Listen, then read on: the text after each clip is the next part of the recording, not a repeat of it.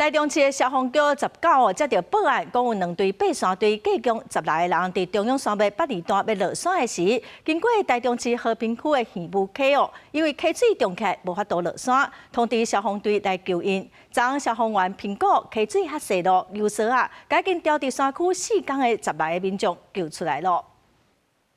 台中市政府消防局于114年7月19日。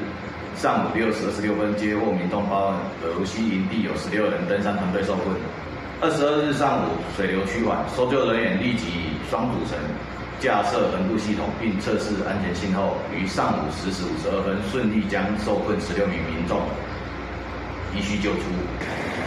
消防员有时互调伫山区已经4天的民众，一个渡过重起搁正串流的溪水，总算会当落山路。台中市消防局伫19接到报案，出动2台消防车，8消防人员去救人这10来个民众年岁拢较大，因为山顶落几日的雨，溪务溪重起来无法度落山，因为找一个安全的所在来等待救援。